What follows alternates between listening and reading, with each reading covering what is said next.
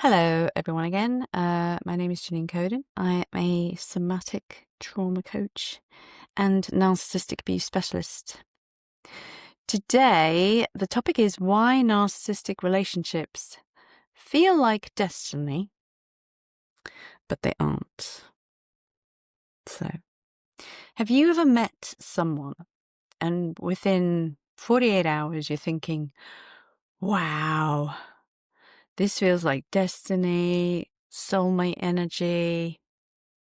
Finally, someone who gets me, right? Not the previous guy I was seeing before, because man was he a mess, but this one now, woo!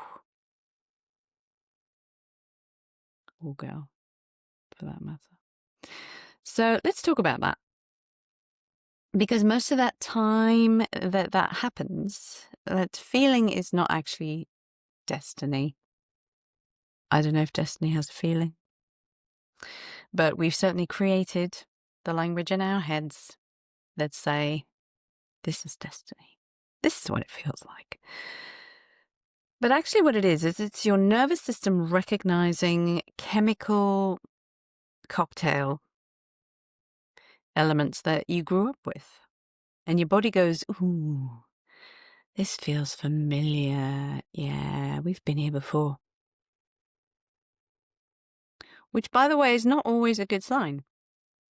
Sometimes it's a bit of a red flag. And the reason that is that if you've grown up in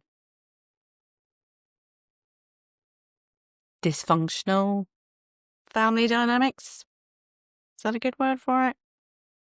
Or not emotionally safe family dynamics, then, your body kind of got used to the feelings of the stress hormone, cortisol, the adrenaline, the dopamine rush when things are kind of going well and everyone's safe and, hey, people are laughing today. Awesome. So here's the thing. When you meet a narcissist, things often do move very fast, and that's by design on their behalf. Okay, it's just something that happens, and we call it love bombing, but it doesn't feel like bombing. It feels like I've known you forever. You're my soulmate. I've never felt like this before. And some covert narcissists, and by that I mean the ones that aren't obvious, grandiose, like, love me, baby, sun's out, guns out. Not the obvious narcissistic traits of a person. Sometimes covert can also equate to kind of a vulnerability about them. So it makes it so likable. Because we're like, oh, look at them. They're so sweet and damaged. But it's a bit of a ruse sometimes, and it's part of the tactic of trapping you. So it's not the obvious love bombing that we would expect from some overt narcissists, right?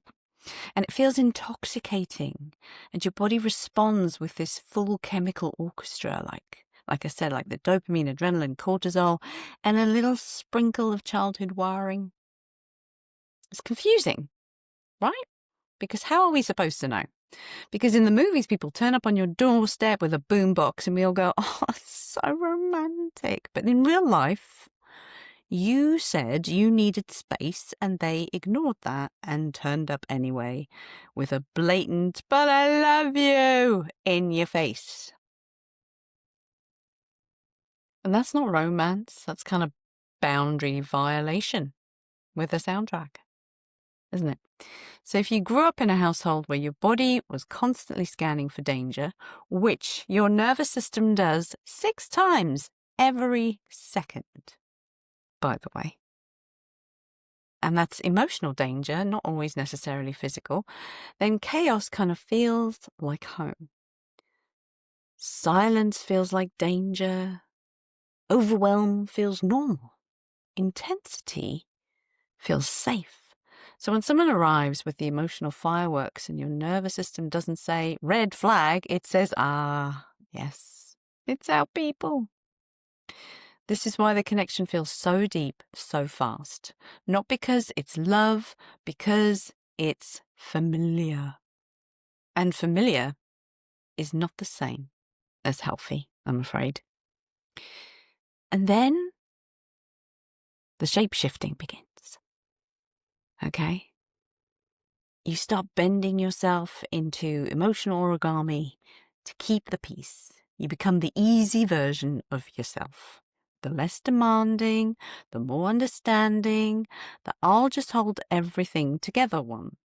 Not because you don't know better, but because the little child inside you still believes, if I'm perfect, maybe this time someone will stay.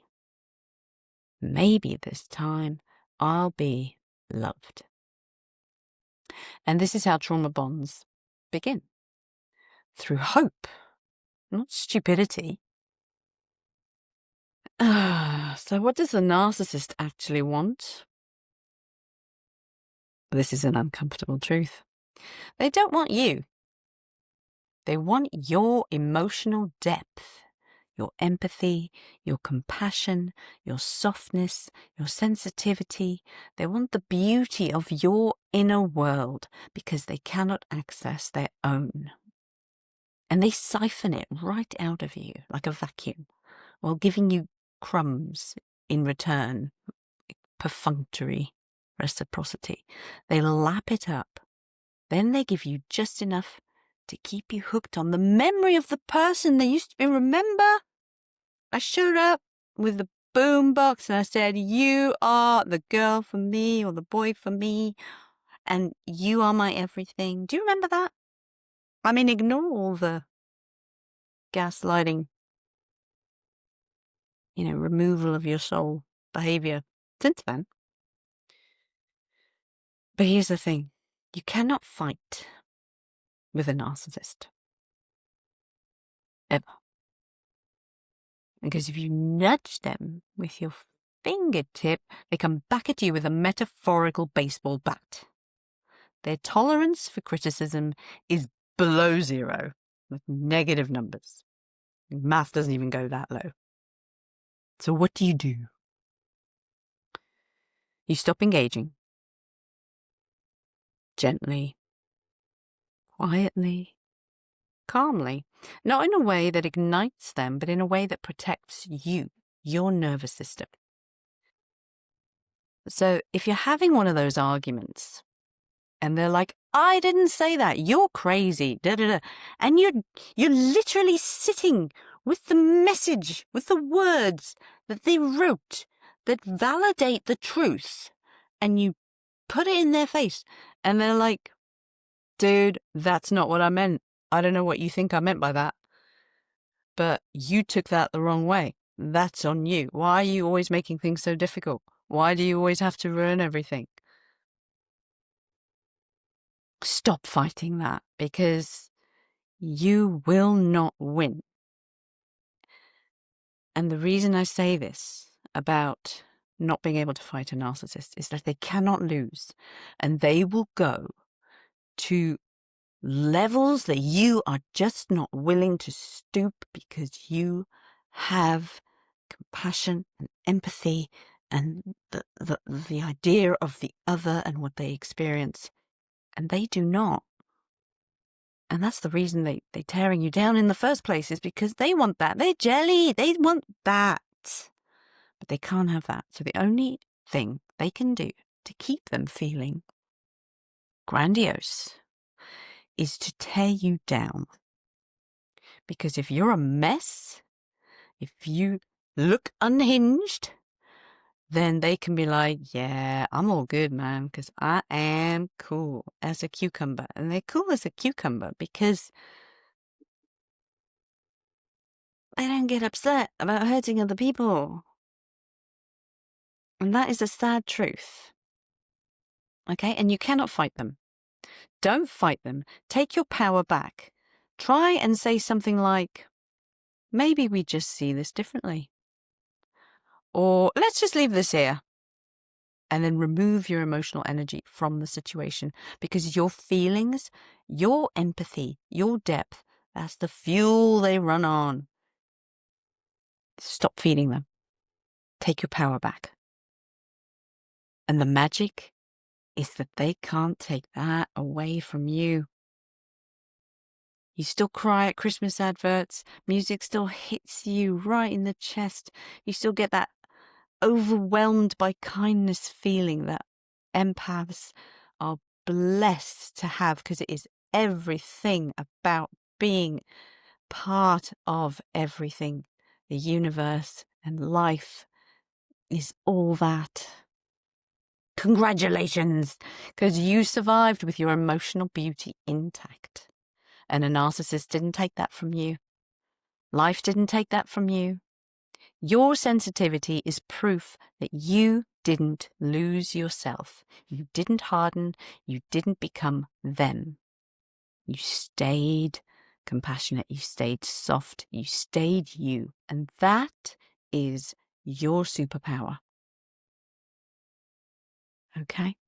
So, if this landed and your nervous system whispered, "That's me," you're not alone.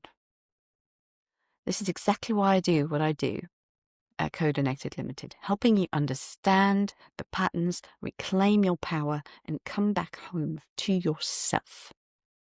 Take a deep breath. You're doing better than you think. Till next time.